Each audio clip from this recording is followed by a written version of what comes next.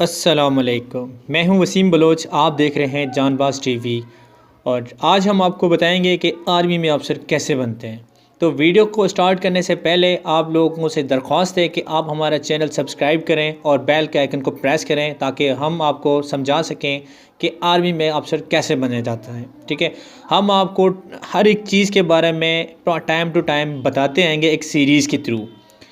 तो video start करने से पहले एक और बात क्लियर करता चलूँ कि यहाँ पे काफ़ी लोग पहले से ही आईएसएसबी तक पहुँचे हुए हैं, तो वो लोग ये जो अपनी वीडियो है स्किप कर लें और हमारा चैनल सब्सक्राइब करके रखें। उनके लिए आईएसएसबी की चीज़ें हम उन तक लेके आएंगे जो आईएसएसबी में जाके दोबारा परफॉर्म करके और रिकमेंड होके आ सकते हैं। ठीक है, बाकी जो नए हैं वो सब्सक्राइब करें और इस वीडियो को भी देखें, उनको समझ आ जाएगी कि आर्मी में अफसर कैसे बना जाता है, जिन्होंने आज तक जिनको पता नहीं है कि आर्मी में अफसर कैसे बना जाता है।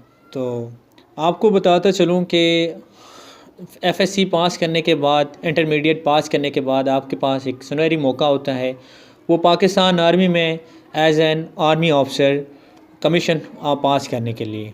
तो आप कमीशन में अपीयर हो सकते हैं अगर आप लोगों ने एफएससी 60% के साथ की है। और कुछ अर्सा पहले अभी ये नई 149 में अभी एक अनाउंसमेंट हुई थी कि 55% पे भी अप्लाई किया जा सकता है ऑल ओवर पाकिस्तान। बाकी कुछ पर्टिकुलर एरियाज़ हैं जिनमें हो सकता है कि उनके मुताबिक कुछ सेंटर्स की रिक्वायरमेंट के मुताबिक उनकी परसेंटेज कम हो। तो आपको वीडियो स्टार्ट करने से पहले बताता चलूँ कि अगर आप लोगों ने एफएससी पास की है तो आप भी आर्मी के अफसर बन सकते हैं। तो आप जब आपने एफएससी पास की है तो उसके बाद एक आर्मी के लिए टेस्ट होता है। तो उसके लिए आप पाकिस्तान आर्मी की एक ऑफिशियल वेबसाइट होती है www.joinpakistanarmy.pk। तो उधर जाके आप अपनी रजिस्ट्रेशन करें और जब रजिस्ट्रेशन आपकी हो जाए तो आप उधर से स्लिप निकालें और स्लिप निकाल के अपने पास रख लें, क्योंकि उस पर आपकी टेस्ट डेट दी जाती है कि आपको फ़लाँ डेट पे आर्मी सेंटर कोई भी जो आप रखते हैं उधर पहुंचना होता है। ठीक है, तो जब आप उधर पहुंचेंगे तो आपसे कुछ टेस्ट होते हैं वो लिए जाते हैं। तो मैं आप लोगों को उन टेस्ट के बारे में बताऊंगा कि वो टेस्ट कैसे होते हैं और उनकी तैयारी कैसे की जा सकती है। तो वो टेस्ट ये होते हैं कि तो आपको बिठाया जाता है। तो जो कंप्यूटर पे ऑनलाइन टेस्ट होता है तो उनमें जो पहला टेस्ट होता है वो होता है आपका वर्बल इंटेलिजेंस टेस्ट, और जो सेकंड होता है नॉन वर्बल इंटेलिजेंस टेस्ट। जो थर्ड होता है वो होता है आपका एकेडमिक टेस्ट होता है। जो इनमें क्वेश्चन होते हैं, जो आपका वर्बल होता है, वर्बल में 84 क्वेश्चन होते हैं जिनके लिए आपको 30 मिनट्स चाहिए दरकार होते हैं। आपने 30 मिनट्स में इनको हल करना होता है। और जो नॉन वर्बल हैं उन्हीं में आपको 64 क्वेश्चन होते हैं और 30 मिनट्स होते हैं हल करने के। और इन दोनों का जो रिज़ल्ट आता है वो कंबाइन आता है। आप दोनों करके फिर उसको जब आप सबमिट करेंगे तो आपका रिज़ल्ट आएगा। अगर आप लोग पास करेंगे तो कंग्रेचुलेशन लिख के आता है, आपको लिखा आता है कि प्रोसीड टू नेक्स्ट टेस्ट ना। तो जब आप वो करेंगे तो आपके पास एकेडमिक आता है, जो आपका थर्ड टेस्ट का हिस्सा है वो है एकेडमिक। तो एकेडमिक में 50 क्वेश्चन होते हैं और आपके पास 30 मिनट्स होते हैं। तो जब आप वो हल करते हैं तो उनमें मुख्तलिफ क्वेश्चंस होते हैं जिनमें आपका पाकिस्तान स्टडी होता है, पॉलिटिकल साइंस होता है, आपका ईडीएस होता है जिसको हम एवरीडे साइंस कहते हैं, जो मुख्तलिफ सवालात होते हैं। और कुछ पाकिस्तान अफेयर्स के होते हैं, करंट अफेयर्स के होते हैं, जनरल नॉलेज होते हैं, जो मतलब मिला के ये जनरल नॉलेज उसे कहते हैं। और इस्लामियात होते हैं, इस्लामिक नॉलेज होते हैं, इस्लामी जंगों के उधर सवाल होते हैं। तो उसके लिए अगर आप लोगों को प्रिपरेशन करनी है तो हमारा एक चैनल है, उन पे आप लोगों को बताया जाएगा कि ये कैसे तैयारी की जाती है। या उनके लिए अगर आप ऑनलाइन पढ़ना चाहें तो हमारे पास इंस्ट्रक्टर हैं, वो आपको पढ़ा सकते हैं और उनकी तैयारी करवा सकते हैं। तो जब आप वो टेस्ट पास करते हैं तो आपको फिर वापस बुलाया जाता है। आपको कहा जाता है कि आप वेटिंग रूम में बैठें और आपको हम मेडिकल के लिए बुलाएंगे, क्योंकि बाकी लड़के जो टेस्ट कर रहे होते हैं जब वो सब करके जाते हैं, जो फेल होते हैं उनको घर वापस भेज देते हैं, उनको अपने डॉक्यूमेंट्स पे स्टम्प लगा के कि आप फेल हैं। ठीक है, जो उसको स्क्रीन आउट लिख के दे देते हैं। ठीक है, और जो लोग पास कर लेते हैं उनको कहते हैं कि आप बैठ जाओ और आप लोगों को मेडिकल के लिए फॉर्म दिया जाएगा, आप मेडिकल का फॉर्म लेके आप मेडिकल अपना करवाएं। क्योंकि कभी कभी ऐसा होता है कि डॉक्टर मौजूद होता है तो उसी दिन ही मेडिकल ले लेते हैं, या फिर ऐसा होता है कि मेडिकल के लिए फॉर्म देते हैं आपको, वो फिलअप करके देना होता है, फिर वो आपको डेट देते हैं मेडिकल की, आप फ़िलहाल डेट को आपने यहाँ पहुँचना है सुबह 7 बजे, ठीक है। तो जब आप लोग वो डेट मिल जाती है तो आप उस डेट पे आते हैं तो आपका मेडिकल होता है, मेडिकल में आपका पूरा बॉडी चेक किया जाता है, ठीक है। तो आपके लिए ज़रूरी है कि आप पहले से अपने आप को देख के जाएं कि आप में कोई ऐसी मेजर जो है ना इंजरी ना हो जिससे आपका बाजू टूटा हुआ हो, या मतलब पहले से ऑपरेट हुआ हो आपके किसी भी जिस्म के हिस्से का। तो आपने पहले ये तसल्ली करनी है कि मेजर ना होना चाहिए। माइनर के लिए काम चल जाता है, ठीक है। उसके लिए अगर आप लोगों ने कुछ जानना है तो हम आपको ट्रिक्स दे देंगे। हमारा अपना एकेडमी है, ऑनलाइन हम पढ़ाते हैं, तो उधर हम आप लोगों को बता देंगे। तो आप लोग कमेंट में ये पूछ सकते हैं, ठीक है।